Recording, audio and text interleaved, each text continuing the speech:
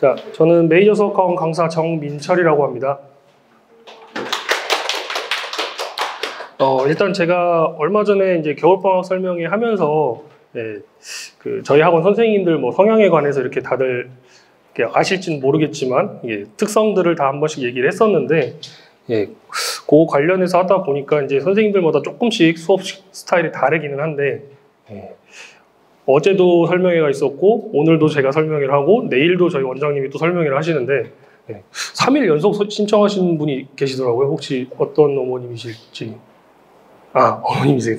네, 일단 되게 감사합니다. 항상 챙겨서 와주시면은 저 입장에서는 굉장히 감사합니다.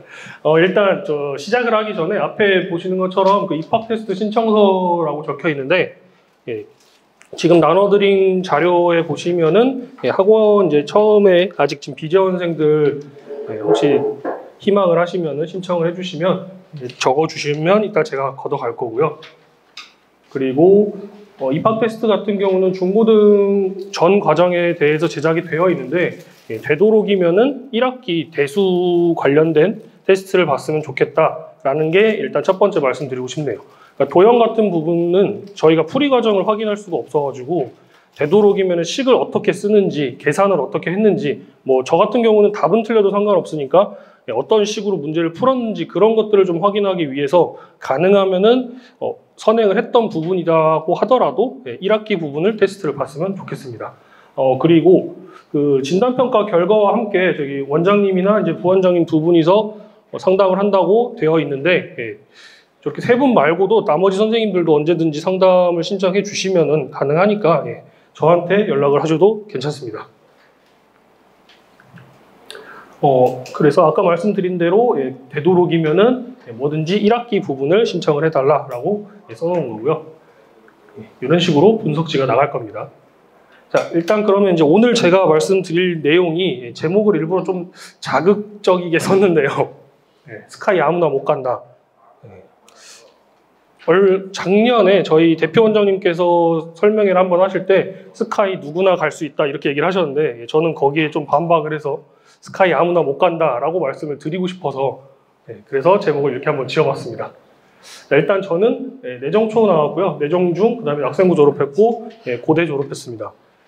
여기 지금 아무래도 비재원생 어머님들이 많으시니까 처음 보실 수도 있는데 여기 내정초 학생 제가 봤던 것 같은데 신청하신 부모님들 중에 내정중이나 아직 여기 고등학생은 없어가지고 내정중 학생도 봤던 것 같고 지금의 내정초, 내정중 뭐 분당에서 당연히 이렇게 잘 가르치고 애들이 이렇게 아웃풋이 되게 좋은 학교로 알려져 있는데 저 때도 그랬던 것 같아요.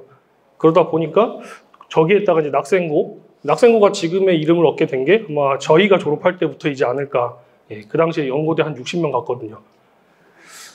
그러면 이제 한번 시작해 보도록 하겠습니다. 자, 일단 제가 원래는 자기소개한 후에는 보통 제가 오늘 뭘 말씀을 드릴지 이렇게 목차들을 먼저 말씀을 드리는데 오늘은 그걸 좀 깨고 현실적인 팩폭을 먼저 하고 그 다음에 하나씩 말씀드려 보도록 하겠습니다. 일단 앞에 보시는 마크는 어디 학교 마크인지는 아시죠? 서울대. 근데 2024학년도 모집 인원이 대략 한 3,700명 정도 됩니다. 그 다음 고대, 저희 모교인데 고대 같은 경우는 마찬가지로 작년 모집 인원이 5,000명 정도 되고요.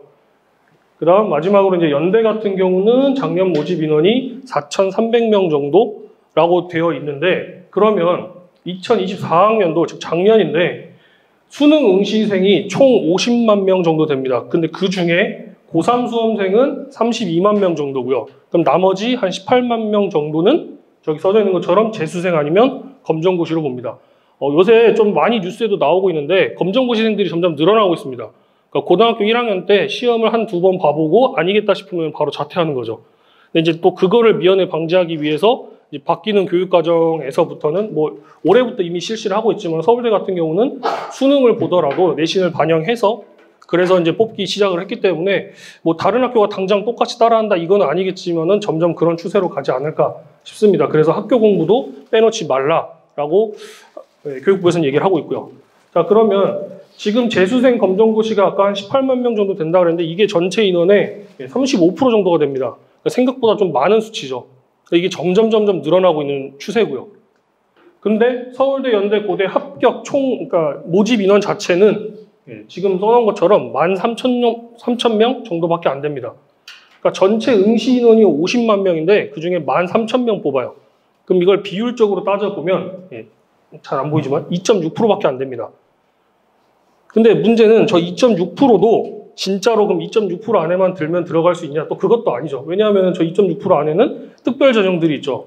뭐 취약계층이라던가 아니면은 뭐 유공자 전형 뭐 이런 것들. 그럼 거기서 또 빠지고 나면은 뭐 2% 초반대 이렇게 생각을 하시면 될 것 같습니다. 즉 전국에서 매년 시험 볼 때마다 2% 초반대가 돼야 내가 스카이라인을 갈 수 있다. 문이 굉장히 좁은 겁니다. 생각보다. 자, 근데 단순하게 그냥 문이 좁은 것만이 문제가 아니라 그럼 진짜 이제부터의 문제는 뭐냐면 내신이 9등급제에서 5등급제로 바뀌죠. 근데 문제는 그 5등급제에 말하는 흔히 말하는 1등급이라는 그 기준이 10%로 늘어납니다. 원래 9등급제에서는 4%였죠.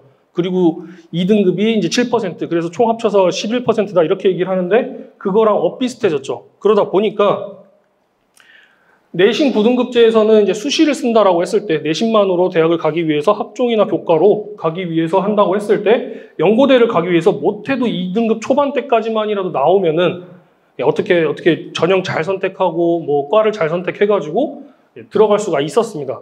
근데 똑같은 10%라고 따져봤을 때는 5등급제에서는 1등급 초중반이 돼야 되는 거죠. 이따가 말씀드리겠지만은 2등급 초반이라고 말씀드린 것도 어쨌든 퍼센트로 따져보면은 그래봤자 5%에서 6%입니다. 근데 1등급 초중반이 돼야 딱 5%, 6%가 되겠죠. 그래서 결국에는 등급제가 바뀌든지 말든지 일단은 상위 5%, 대충 잡아서 상위 5% 안에는 그래야 스카이를 갈 수 있다. 이렇게 말씀드릴 수 있을 것 같습니다. 자, 그러면 제목에 써놓은 것처럼 제가 더 큰 문제라고 써놨죠. 더 큰 문제는 일단 첫 번째는 분당에서는 수시로 가는 비율이 굉장히 적습니다. 아무래도 뭐 대치동도 그렇지만은 분당도 잘하는 친구들이 많이 몰려있다 보니까 수시로 대학 가는 게 쉽지가 않습니다. 학종, 교과 둘 다요. 뭐 그나마 논술이 있지만 논술 같은 경우야 정말 그 학생들마다 편차도 너무 심하고 연습을 얼마나 했냐의 차이가 생기기도 하고 기본적으로 수리 논술 같은 경우는 어차피 수학을 잘해야 논술도 잘하는 거기 때문에 수시로 가는 게 쉽지 않습니다. 그래서 결국에는 정시까지 생각을 해야 된다. 그러니까 저도 분당에서 고등학교까지 졸업을 하고 처음에 공부할 때는 3년 내내 저도 수시로 갈 생각으로 공부를 했죠. 근데 결국에는 정시로 왔습니다. 그러니까 그렇다고 제가 뭐 수시를 못한 건 아니지만은 이따가 말씀드리겠지만 어쨌든 정시로 가는 그런 경우까지도 끝까지 생각을 하고 계셔야 됩니다. 일단은 그래서 제가 저희 반 학생 어머님들 특히 이제 중3 어머님들이랑 상담을 할 때 어머님들이 저한테 항상 물어보시는 게 어딜 가면 내신을 조금이라도 더 잘 받을 수 있을까요? 이렇게 얘기를 하시는데 솔직히 그 질문이 나올 때마다 이제 까놓고 말씀은 잘 못 드리긴 하는데 속으로 생각하는 거는 어딜 가도 뭔가 잘 받으려고 가는 학교면 거기서도 어차피 그 등수밖에 안 됩니다. 그러니까 쉽게 말하면 내가 지금 중학교에서 어느 정도 하고 있는데 그걸 좀 노려서 쉬운 학교로 가가지고 거기서 1등급을 받겠다? 안 됩니다. 어차피 그 학교에도 잘하는 애는 또 있을 거고 비율적으로 봤을 때 뭐 분위기로 봤을 때 결국에는 그 위치가 그냥 거기서 고정될 겁니다. 물론 그거를 뒤집으려고 열심히 공부를 하는 친구들도 있겠지만은 쉽지 않다는 거죠. 자, 그래서 이제 정시 쪽으로 얘기를 해볼 건데 스카이 정시 현역 합격률이 약 30에서 40%입니다. 그러니까 서울대, 연대, 고대를 합격하는 비율이 현역 중에서는 그러니까 고3 학생들 중에서는 30%에서 40% 정도 됩니다. 그 중에 왜 좀 10%나 간격이 있잖아요. 저게 보통 서울대 같은 경우는 고3이 합격하는 경우가 한 40% 정도 되고요.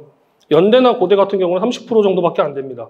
그 차이가 원래는 한 30% 정도 돼야 되는데 보통 서울대 합격한 친구들이 아무래도 성적이 좋다 보니까 지방의대를 같이 쓰죠.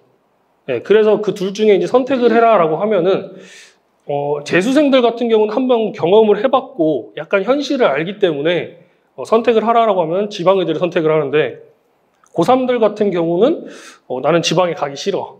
서울에 있을 거야. 그리고 서울대라는 이제 그런 이름도 있잖아요. 네임밸류도 있다 보니까 나는 서울대 갈 거야. 이렇게 되는 거죠. 그러다가 또 이제 그 친구들이 뭐 재수는 반수 해가지고 결국 지방의대 가는 거고 그러다 보니까 서울대 같은 경우는 40%라고 집계는 되는데 현실적으로는 비슷하게 한 30%, 35% 정도라고 생각이 됩니다. 자, 그리고 아까 말씀드린 것처럼 서울대 같은 경우가 정시에서 교과 성적을 반영한다고 했습니다. 그리고 실제로 하고 있고요. 근데 방법이 1차에서 수능 점수 100% 대신에 3배수. 그러니까 예를 들어 100명 뽑는다 그러면 일단 300명 뽑아 놓죠. 근데 그 다음에 2차로 뽑는 게 교과로만 20% 보고 그 다음에 원래 그 수능 성적은 80%만 반영한다. 이렇게 되어 있습니다. 근데 그 20% 가지고 뒤집을 수 있을까요? 서울대 일단은 어쨌든 3배수긴 하지만은 거기 합격한 애가 내신 성적이 그렇게 뒤떨어지지는 않겠죠. 그러다 보니까 교과 성적을 반영하더라도 그렇게 큰 영향을 주지 못했다고 합니다. 그래서 결국 잘하는 애는 그냥 잘하는 거기 때문에 그 300명 중에서도 위에 100명만 결국 합격하게 되는 거죠. 자, 근데 이제 제가 보통 그 모의고사 성적표나 수능 성적표를 가지고 얘기를 할 때 뭐 표준 점수다, 표준 점수가 높아야지 이제 합격한다 이렇게 얘기가 많이 나오는데 표준 점수 같은 경우는 난이도를 반영해서 만든 점수입니다. 그래서 매년마다 시험 문제가 달라질수록 표준 점수도 달라질 수밖에 없고요. 그러니까 수학 같은 경우는 뭐 쉬울 때는 1등급이 나오더라도 뭐 한 120점 이렇게 되고 제가 이제 수능 봤을 때는 뭐 제가 1등급 나왔지만 그때 한 140점 넘게 나왔거든요. 그러니까 난이도에 따라서 그 편차가 굉장히 큽니다. 그러다 보니까 표준 점수를 가지고 말씀을 드리는 거는 큰 의미가 없을 것 같아서 저는 100분위를 가지고 말씀을 드려보도록 하겠습니다. 일단 앞에 보시는 것처럼 표에 굉장히 많은 숫자들이 좀 써져 있는데 저거를 뭐 보고 지금 외우시거나 이렇게 주의 깊게 보실 필요는 없는데 학교에서 발표한 자료입니다. 뭐 국어 같은 경우는 100점으로 보면 수학은 120점이라고 환산을 해서 계산을 할 거고 그 다음에 탐구 같은 경우는 80으로 환산해서 할 거고 영어 같은 경우는 감점을 할 거다. 1등급을 기준으로 했을 때 등급이 떨어질수록 감점을 할 거다. 이렇게 까놓고 얘기한 게 이제 명목상 반영 비율과 명목상 점수고 근데 실제로 그러면은 영어 같은 경우는 절대평가다 보니까 그 등급이 결국 최종적인 점수에 미치는 영향으로 계산을 해봤을 때는 요만큼씩 여기 지금 가장 오른쪽 줄에 나와 있는 것처럼 등급별로 저만큼씩 앞으로 감소를 할 겁니다. 자, 그래서 어차피 저 표를 보셔도 이해가 잘 안 될 거기 때문에 조금 계산을 바꿔놨습니다. 그러니까 일단 영어는 빼놓고요. 영어는 어차피 감점 비율로 할 거니까 빼놓고 국어, 수학, 탐구를 전체를 100으로 봤을 때 점수를 몇 %나 반영을 하냐 그걸로 지금 표를 제가 바꿔놓은 겁니다. 그래서 서울대 같은 경우는 문이과 상관없이 국어는 33.3%, 그 다음에 수학은 40%, 그다음 탐구는 26.7%에서 전체 100점이다. 이렇게 놓고 계산을 한 거죠. 자, 그러면 지금 여기 서울대, 고대, 연대 쭉 보셨을 때 자연계열, 인문계열 이렇게 나눠져 있는 학교들도 있는데 어쨌든 전체적으로 봤을 때 이과생들이든 문과생들이든 수학의 비중이 가장 큽니다. 서울대 같은 경우는 수학 40%, 고대 같은 경우는 37.5, 35.7, 30.5, 28.6 이렇게 쭉 되어 있는데 어쨌든 수학이 가장 반영이 많이 된다는 얘기죠. 그래서 결국에는 수학이 이제 대학을 갈 때 아무래도 상위권 대학은 특히 더 좌지우지를 많이 하는 거고요. 근데 의외로 연대 인문 같은 경우는 국어 반영 비율이 훨씬 높습니다. 42.9. 그래서 만약에 나중에 인문 계열을 애가 지원을 했다. 그러면은 점수를 봤을 때 수학이 조금 떨어진다? 그랬을 때는 차라리 국어를 잘하게 해가지고 연대를 노려도 되겠죠. 물론 이거는 어차피 매년 바뀌는 거라서 그때 가서 당연히 조금씩은 달라지겠지만은 큰 틀에서는 변화가 없을 거기 때문에 입시를 잘 노려보시면 될 것 같습니다. 자, 그래서 이제 이걸 진짜 계산하는 예를 한번 좀 들어볼 건데요. 어떤 인문계 학생이 예를 들어 국어가 98%가 나왔고 수학은 92%, 그다음 탐구는 평균 잡아서 97%, 그다음 영어가 1등급이다. 이렇게 나왔다라고 하면 서울대는 잠깐 제껴놓고 연대, 고대만 한번 생각을 해보겠습니다. 고대 같은 경우는 아까 말씀드린 그 비율대로 지금 계산을 다 해놓은 거고요. 그다음 연대도 마찬가지로 그 맞는 비율대로 계산을 해놓은 겁니다. 지금 보시면 최종적으로 고려대 같은 경우는 이제 95.57이라는 그 백분위가 나오고 연대 같은 경우는 96.10이라는 백분위가 나오는데 당연히 백분위가 높게 나온 연대를 지원하는 게 이 학생한테는 유리할 겁니다. 자, 근데 만약에 영어가 3등급이다라고 하면은 아까 말씀드린 대로 영어에 대한 감점을 시키는 정도가 학교마다 다르기 때문에 계산을 다시 해보면 고대는 3등급이면 1.07의 점수를 깐다고 되어 있고요. 연대 같은 경우 1.79를 빼요. 훨씬 더 영어에 비중치를 많이 뒀다는 얘기죠. 그러니까 점수를 더 많이 깐 거고. 그러다 보면은 점수가 오히려 고대가 높게 나옵니다. 그럼 이럴 때는 차라리 고대를 지원한 게 맞는 거고요. 그래서 이런 거를 계산해보고 나중에 고3 때 수능 보고 나서 이런 거 계산해보고 그리고 나서 그거에 맞는 학교를 지원하는 게 맞습니다. 무조건 나는 연대 가고 싶어 해서 연대만 지원한다고 되는 게 아니라는 거죠. 자, 그래서 일단 좀 전에 그 100분위로 만약에 계산했을 때 일반적으로 100분위 97% 이상이면 메디컬 제외 가능하다라고 써놨는데 저기서 말하는 메디컬은 서울 상위권 메디컬 말씀드리는 거예요. 서울대, 연대 이런데. 그 메디컬 제외하고는 그런 데는 거의 99% 나와야 되는 거고 그런 데 제외하고 메디컬 거기 제외하고는 전부 다 지원 가능합니다. 서울대, 연대, 고대. 96에서 97%면은 서울대 일부과 제외하고요. 그 다음에 연대나 고대 같은 경우는 반도체, 컴퓨터, 그 다음에 스마트 모빌리티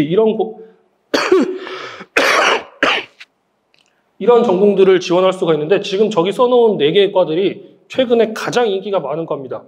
그러다 보니까 커트라인이 제일 높고요. 뭐 AI 시대로 바뀌면서 당연히 컴퓨터공학의 인기가 날로 올라가고 있고 반도체도 마찬가지고 그 다음에 스마트 모빌리티 같은 경우는 최근에 뭐 AI를 이용해서 자율주행 자동차 이런 말 많이 나오잖아요. 그러다 보니까 특히 저런 과들은 또 다른 이제 산업체들이랑 연계가 되어 있다 보니까 더 인기가 많은 것 같습니다.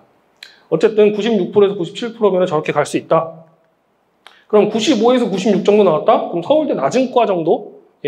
농대의 뭐 관련 과들 또는 연고대는 이제 상위학과들. 그러니까 저 과를 제외한 상위학과들, 뭐 화공과 아니면 생공과 이런 과들은 가능하다라고 말씀을 드리고 싶고요. 94에서 95면 이제 서울대는 그냥 불가능하다라고 생각을 하셔야 될 거고요. 그러니까 아까 제가 보여드린 그 점수대에는 그 친구는 서울대는 불가능한 거죠. 아까 다 94점 몇 이렇게 나왔으니까. 자, 근데 연고대는 이제부터 눈치 싸움이죠. 어떤 과를 어떻게 쓸 거냐, 어디가 인원이 더 많고 어디가 경쟁률이 좀 낮을 거냐, 그런 걸 고려해서 눈치 싸움을 해가지고 입학을 할 수 있는 그런 범위가 될 거고요. 마지막으로 이제 93에서 94 정도 나왔다. 그러면은 연고대 도전의 마지노선이라고 말씀드릴 수 있을 것 같습니다. 물론 도전을 하면 안 되냐? 그건 아니죠. 도전하면 안 되는 건 아닌데 아무래도 확률이 좀 낮은 거죠. 그래서 저거는 정말 눈치 싸움으로 뭐 예를 들어 내가 가군의 연대를 쓰고 싶다. 그러면은 이제 나군이나 다군에서 조금 안전빵으로 좀 낮춰서 서성한이나 이런 곳에서도 과를 잘 맞춰서 쓰게 돼야겠죠. 자, 그래서 결론을 내고 싶은데 이걸 보고 이제 되게 저도 이걸 계속 쓰면서 제가 한 일주일 전부터 이거 계속 만들고 있었는데 쓰면서 이러면 너무 희망이 없는데 대학을 어떻게 가라는 거지? 라고 저도 좀 쓰면서 이러면 이렇게 쓰면 어머님들이 걱정만 많아지시고 그러면 또 뭐 지금 내가 가르치지 않는 애들이지만은 집에 가서 또 애들을 잡는 거 아닌가. 너 수학해야 되는데 국어해야 되는데 이렇게 하시는 거 아닌가 좀 걱정을 하긴 했는데 그래도 어쨌든 현실은 알고 계셔야 되니까 그래서 결론적으로 스카이가 아무나 갈 수 없다라고 말씀을 드린 거죠. 공부 정말 죽어라 해야 됩니다. 제가 고등학교 때 어떻게 했는지 이제 앞으로 좀 이제 보면서 말씀을 드리겠습니다. 자, 그래서 제가 고등학생 때, 그러니까 물론 중학생 때도 포함이긴 하지만은 중학생 때 같은 경우는 저도 뭐 그냥 엄마가 다니라는 학원 다녔고 공부하라면 공부하고 뭐 시험 기간에 맨날 핸드폰 뺏기고 그냥 그렇게 공부했었는데 그나마 다행했던 건 제가 학교 다닐 때는 이제 스마트폰은 없었죠. 대신에 이제 핸드폰으로 애들하고 맨날 문자하고 그랬어가지고 뺏기고 했는데 일단은 제가 내정초 내정중 낙생고를 졸업했다라고 말씀은 드리지만은 솔직히 지금 여기 와 계시는 어머님들의 아이들처럼 저희 엄마가 학원을 막 설명해도 다니시고 이렇게 알아보시고 뭐 좋은 학원이 어디 있다, 뭐 좋은 과외 선생님이 누구 있다 이런 거를 지원해 주실 형편이 안 됐었습니다. 그러니까 중학교 때까지는 어쩌지 학원을 다녔는데 고등학교 들어가는 순간 아버지가 하시는 일이 잘 안 돼가지고 그때부터는 학원을 아무것도 못 다녔어요. 과외도 당연히 못했고 그냥 깡으로 혼자서 정말 죽어라 공부했고 진짜 정석책 하나 펴놓고 정석책이 떨어질 때까지 쳐다본 거죠. 그러다 보니까 제가 오늘 제 노하우를 말씀드리고 싶다라는 게 혼자 공부해도 수학으로 대학 갈 수 있다라고 말씀을 드리고 싶어서요. 불가능한 건 아니다. 대신에 그만큼 너무 힘들다는 걸 아니까 제가 저희 반 친구들한테는 항상 하는 얘기가 나는 너희들을 아무리 오래 봐도 고2까지만 보고 싶다. 고3 때는 너희들 안 보고 싶다고. 그러니까 그 이유가 뭐 고3을 못 가르치고 걔를 설명을 못 해주는 게 아니라 고2 때까지는 네가 모르는 걸 내가 다 설명해 주겠지만은 고3 때는 최소한 혼자 공부해야 된다.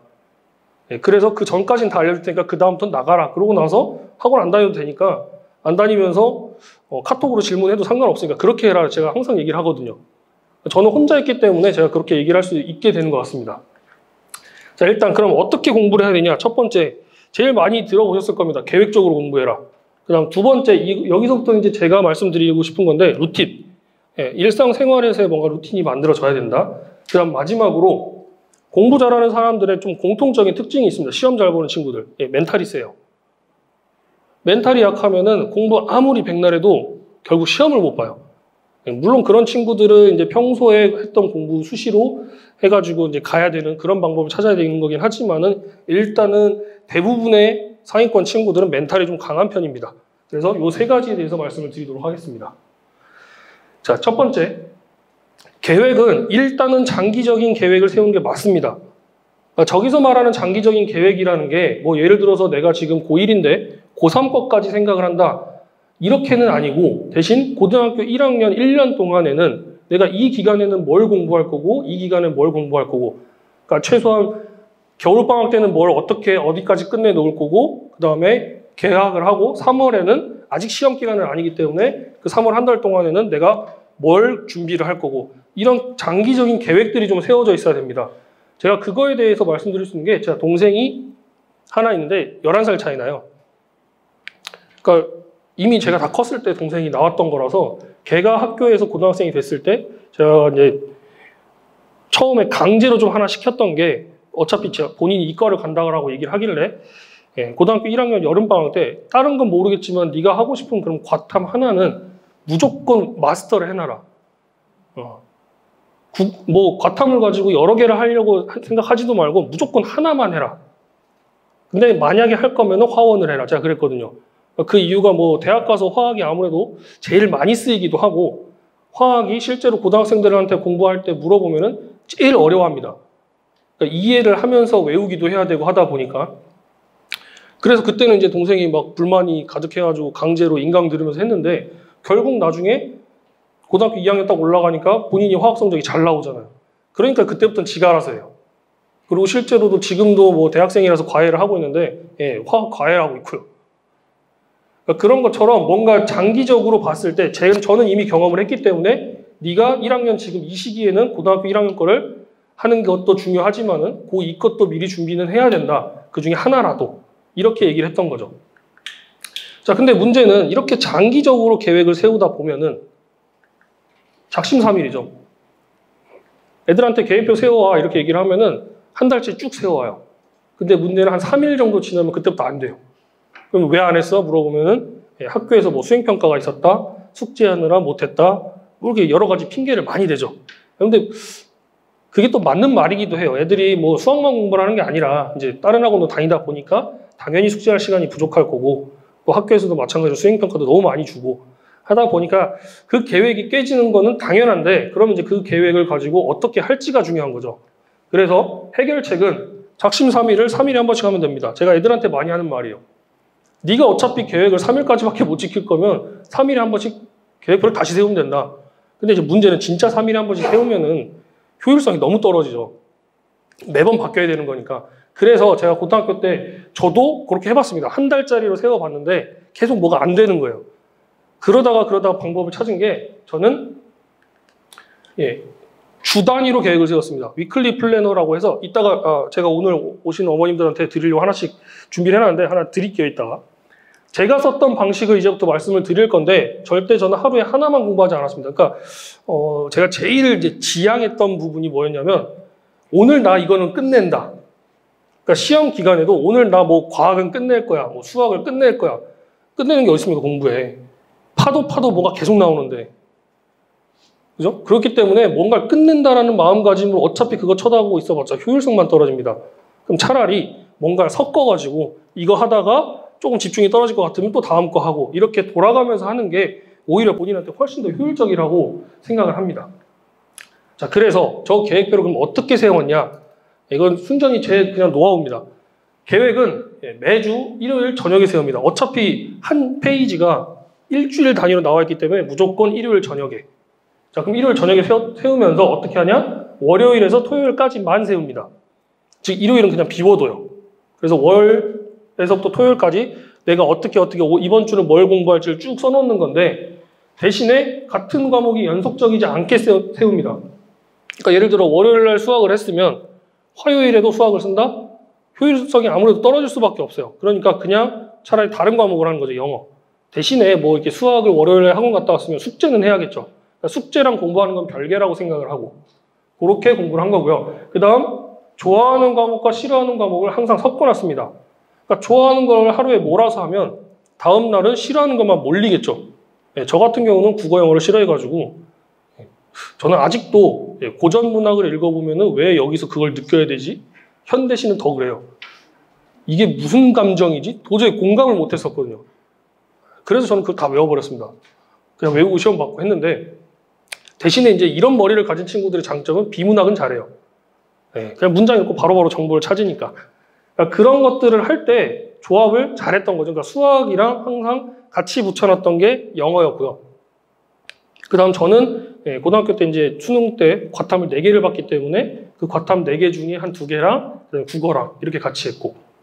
그러니까 그렇게 했던 이유도 수학은 아무래도 외우는 게 적어가지고 대신에 영어는 단어를 외워야 되잖아요.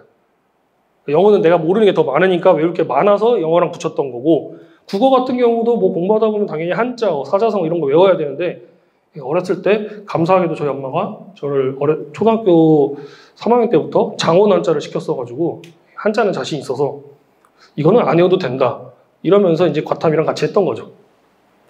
자, 그 다음 그럼 일요일에 아까 비워놨던 부분에는 뭘 하는 거냐? 그 월요일부터 토요일까지 뭔가는 했을 거고 뭔가 또 못한 게 있잖아요. 그런 걸 다 체크해 놓고 그걸 전부 다 일요일에 다 끝내는 겁니다. 그러니까 일요일은 저 같은 경우는 아까 말씀드렸던 것처럼 학원을 간 게 아니었기 때문에 아침에 일어나서 저녁에 잘 때까지 못한 거 다 끝내야 돼요. 그래야 잘 수 있다. 이렇게 생각을 하고 살았으니까. 물론 그런 게 많지 않아서 빨리 끝나는 날은 그러면 내가 이제 좀 모르겠는 거 좀 더 보는 거죠. 다음 주에 할 거 미리 보는 거고. 그런 식으로 땡겨서 공부를 했던 것도 있습니다. 자, 그래서 이제 예를 들어서 이거는 이제 제가 고등학교 때 약간 이런 식으로 썼습니다. 맨 위에는 내가 오늘 공부해야 될 거. 그러니까 숙제가 아니라 공부할 걸 써놓은 겁니다. 수학을 어디까지 풀 거고 영어는 어디까지 풀 거고 이런 것들. 그 다음에 중간쯤에 숙제라고 해가지고 오늘 내가 해야 되는 숙제. 그래야지 내일까지 가져가니까. 그 다음 마지막으로 이제 수행 같은 경우도 맨 밑에 이렇게 저렇게 따로 써놨죠. 실제로 쓸 때는 이제 저것도 심지어 색깔을 좀 다르게 썼습니다. 밑에 수행 같은 경우는 빨간색으로 썼어요. 그래야 수행을 놓치면 안 되니까. 안 그러면 감점되니까. 그래서 수행 같은 경우는 뭐 예를 들어 이번 주에 선생님이 니네 뭐 한 2주 뒤에 영어 수행 볼 거야 이렇게 얘기를 하면 2주 뒤에 걸 써가지고 거기다 수행을 써놓은 거죠. 그래야 안 까먹고 미리미리 준비를 할 거니까. 자, 이렇게 했는데 만약에 공부를 하고 된 거는 지금처럼 빨간색으로 지워버린 겁니다. 근데 중간중간 보시면 지금 안 지워진 애들이 있죠. 못한 거예요. 숙제가 많거나 수행 때문에. 수행 때문에. 그럼 저 못한 거는 아까 말씀드렸던 것처럼 일단 저기 화요일에 물리 1 같은 경우는 어차피 여기 물리 1에 2단원이 있었기 때문에 이때 일단 1단원부터 해야 2단원 넘어가겠죠. 그래서 여기를 수정을 해서 먼저 저걸 끝내는 겁니다. 그리고 나서 그럼 여기에 원래 써져 있던 거는 전부 다 일요일에 쓰는 거죠. 그래서 일요일 안에 다 마무리 지을 수 있게. 자, 이런 식으로 했던 거고요.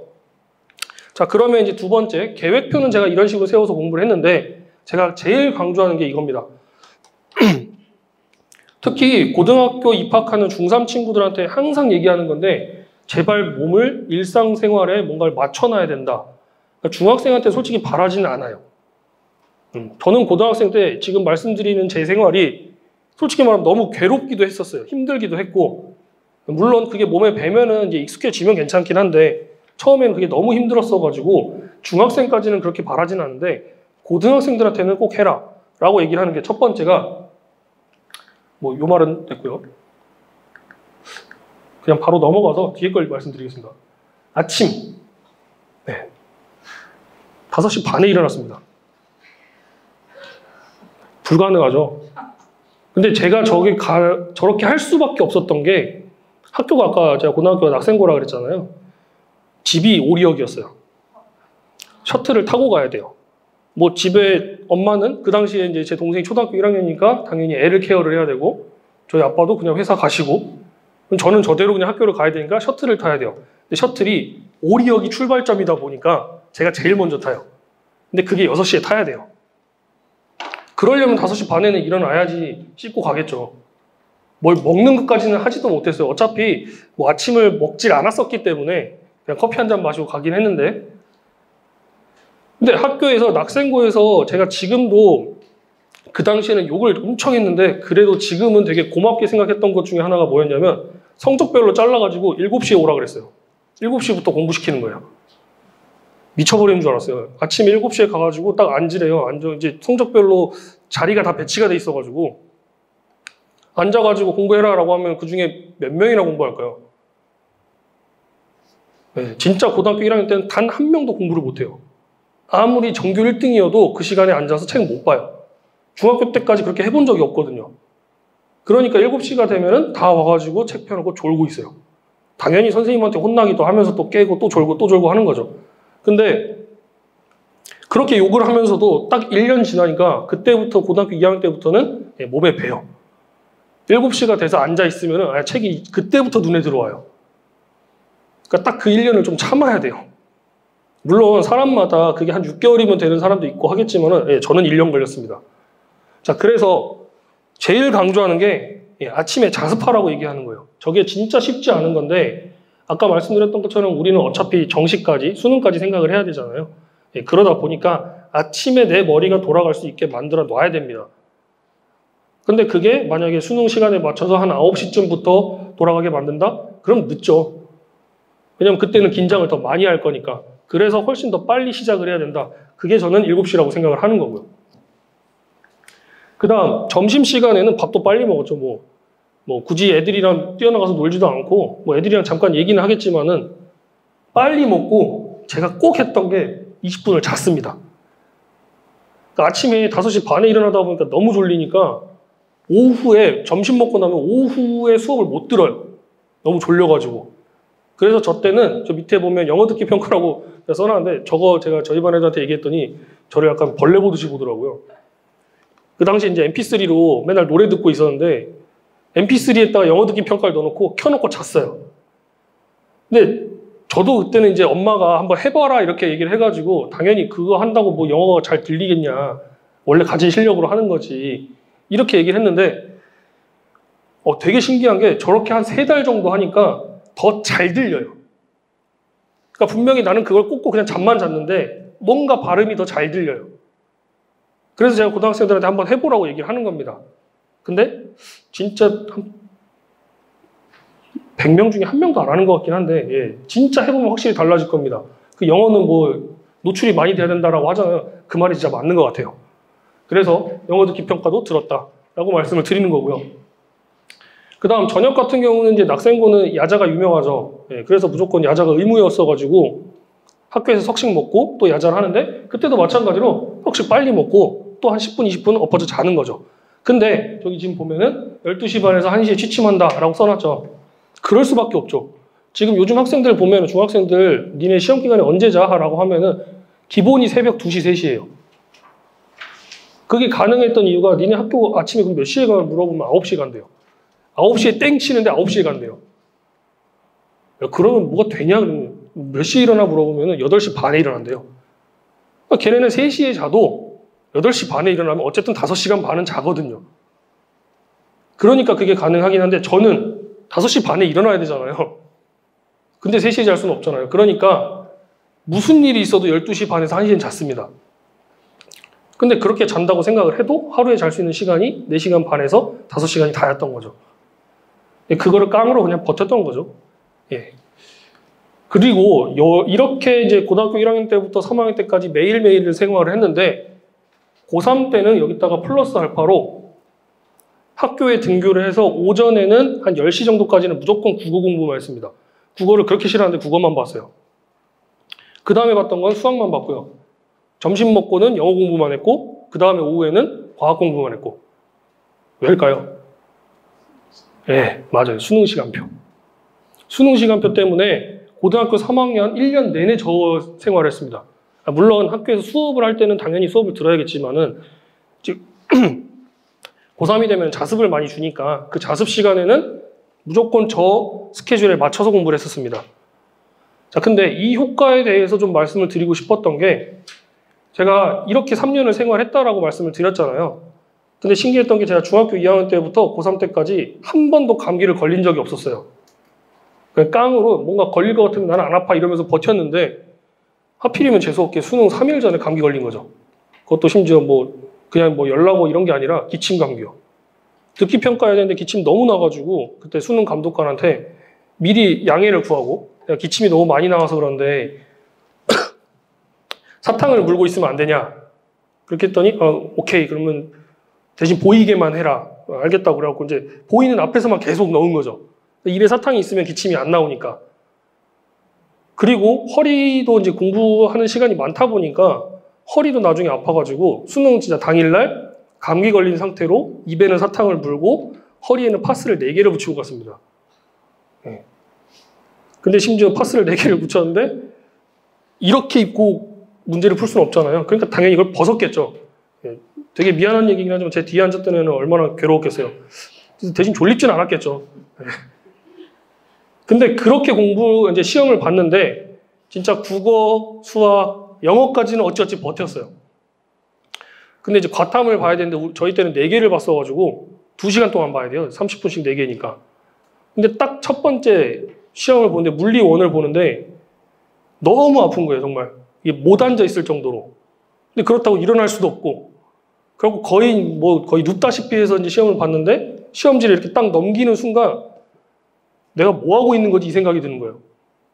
그러니까 문제가 1번부터 10번까지 한 장에 다 풀려 있는데 뭘 푼 건지 전혀 기억이 안 나요.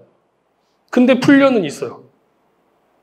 근데 이제 시계를 봤더니 한 10분 흘러가 있고 그리고 큰일 났다. 일단은 그럼 뒤에 거부터 풀자. 앞에 건 풀려 있으니까.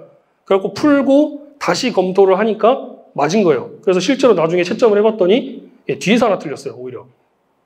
그러니까 여기서 말씀드리고 싶은 게 뭐냐면 아까 그 앞에 슬라이드를 제가 그냥 넘겼는데 이렇게 루틴을 3년 동안 했고 그 다음 심지어 이렇게 고3 생활을 하다 보면은 그 시간대에 과학 문제를 푸는 게 이미 몸에 배어 있어요.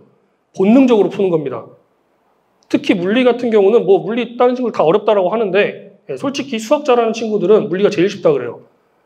그냥 단순 계산이거든요. 그리고 문제 유형이 다 비슷비슷하고 그러다 보니까 그냥 본능적으로 문제를 풀어버리는 거예요.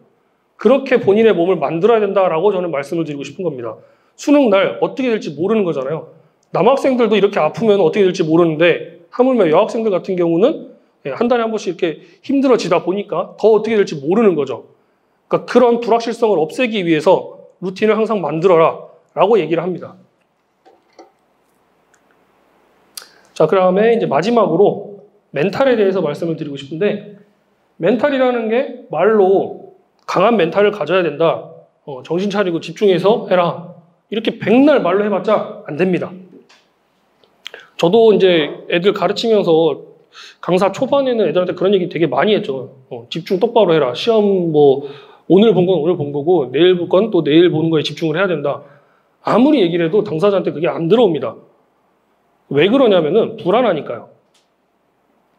그러니까 본인이 완벽하지 않다라는 걸 이미 알고 있기 때문에 그게 불안하니까 오늘 시험도 망했는데 내일 거 또 망하는 거 아니야 이 생각밖에 없어요. 그러니까 본인이 진짜 죽어라 공부했으면은 내가 정말 모르는 건 그냥 틀리는 거고 아는 거는 100% 맞다. 이런 게 있으면은 덜 불안하겠죠. 근데 그렇지 않기 때문에 불안해서 그런 겁니다. 근데 그러면 불안함을 없애려면 어떻게 해야 되냐? 아까 말씀드린 대로 계획과 루틴을 잘 지키면 됩니다. 이런 계획과 루틴을 잘 지키다 보면 본인 스스로가 불확실하다 이런 감정 자체가 없어져요. 제가 그랬거든요. 만약에 시험지를 딱 받았는데 모르는 게 나왔다? 그건 그냥 내가 모르는 거야. 그럼 저는 그냥 건너뛰었어요. 어차피 내가 그렇게 죽어라 공부를 했는데 그때 못 봤으면은 난 그냥 모르는 거다.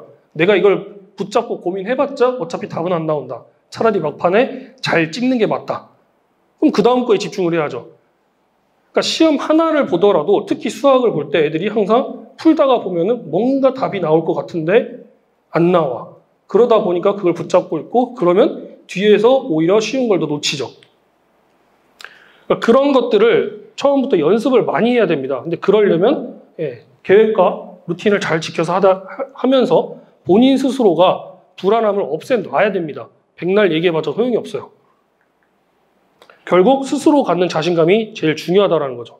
그래서 아까 말씀드린 그 계획과 루틴이 더 중요한 거고 이 멘탈이라는 거는 거기에 잘 지켜지기만 하면은 자동으로 따라오는 거다라고 말씀을 드리고 싶습니다.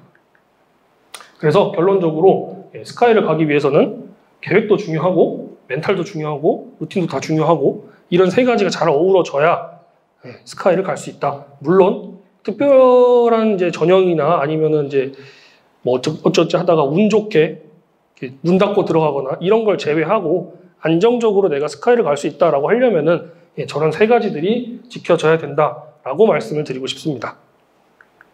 네, 오늘 제 설명은 여기까지고 혹시 궁금한 거 있으시면은 질문하셔도 되고요.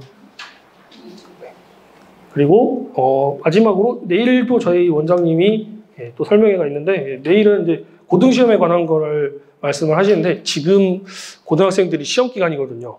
그래서 보니까 내일 와서 이렇게 들으시는 분들이 그러면 우리 애가 고등학생이어야 와서 듣는 거 아닌가라고 하는데 실제로 지금 신청하신 분들이 고등학생이 아무도 없어요. 시험 기간이어서.